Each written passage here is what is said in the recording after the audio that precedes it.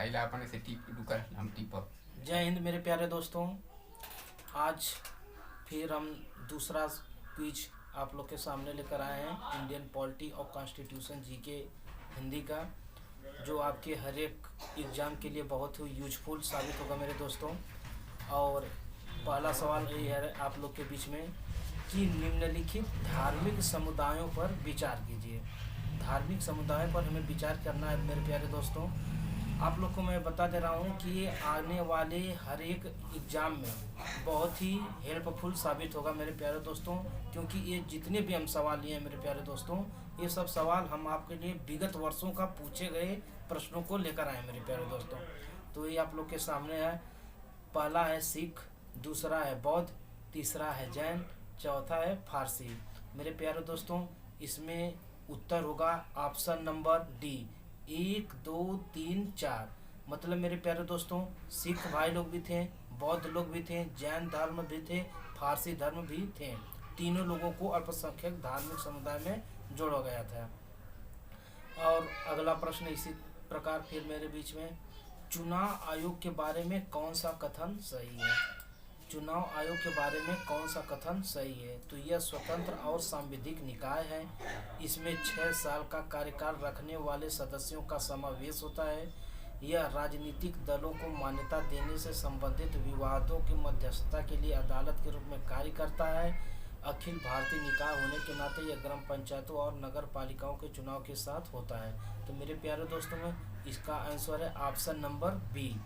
इसमें 6 साल का कार्यकाल रखने वाले सदस्यों का समावेश होता है। बहुत ही अच्छा सवाल मेरे प्यारे दोस्तों। अगला सवाल आप लोग के बीच में, संविधान के निम्नलिखित अनुच्छेदों पर ध्यान दीजिए। अनुच्छेद 72 राष्ट्रपति की क्षमा शक्ति है। अनुच्छेद 143 सुप्रीम कोर्ट के सलाहकार क्षेत्राधिकारी है।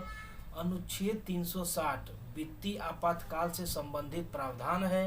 अनुच्छेद 148 से 151 जो कि भारत के अटॉर्नी जनरल की शक्तियां और कार्य करता है। तो मेरे प्यारे दोस्तों, इसका आंसर नंबर बी 1 2 और 3 बिल्कुल सही है कि अनुच्छेद 72 के तहत राष्ट्रपति क्षमा शक्ति दे सकता है। और अनुच्छेद 148 151 जो है मेरे दोस्तों, ये भारत के नियंत्रक और महालेखा परीक्षक की शक्तियों और कार्यों से संबंधित है। अगला सवाल है मेरे प्यारे भाइयों, बहुत ही अच्छा सवाल है, लगातार पीसीएस यूपीएससी की परीक्षाओं में पूछे जाने वाला सवाल है मेरे दोस्तों, कि निम्नलिखित में से कौन सा संसद सदस्य के रूप में निर्वाचित होने के लिए अयोग्यता के आधार पर नहीं है? पहला है मेरे प्यारे दोस्तों, यदि व्यक्ति राज्य सरकार के तहत लाभ का कार्यालय रखता है, अगर व्यक्ति ने स्वेच्छा से एक विदेशी राज्य की नागरिकता हासिल की है, यदि 10वीं अनुसूची के तहत एक व्यक्ति को अयोग्य घोषित किया है, अगर व्यक्ति को निवारक हिरासत कानून के तहत गिरफ्तार कर लिया है तो उसे रोक दिया जाए। तो इसका ऑप्शन है बी, केवल 4। अगर व्यक्ति को निवारक हिरासत कानून के तहत गिरफ्तार कर लिया गया मेरे दोस्तों, तो उसे बिल्कुल निषेध की तरह से उसे रोक दिया जाएगा मेरे दोस्तों। अगला सवाल आप लोग के बीच में फिर मेरे दोस्तों, कि भारतीय संविधान की 6ठी अनुसूची किन 4 राज्यों में अनुसूचित क्षेत्रों और अनुसूचित जनजातियों के प्रशासन और नियंत्रण में से संबंधित है? तो इसका ऑप्शन है मेरे प्यारे दोस्तों, option number A, Manipur, Mizoram, Tripura, Nagaland. Option number B, Assam, Meghalaya, Tripura, Mizoram. तीसरा है असम, मेघालय, अरुणाचल प्रदेश, नागालैंड। चौथा है असम, मेघालय, मिजोरम, नागालैंड। तो इसका ऑप्शन है मेरे दोस्तों option number B, Assam, Meghalaya, Tripura और मिजोरम। इसी तरह से अगला सवाल है मेरे प्यारे दोस्तों, भारत के संविधान के निम्नलिखित अनुसूची में से कौन सा नया राज्य बनाने के लिए संशोधित किया जाना चाहिए?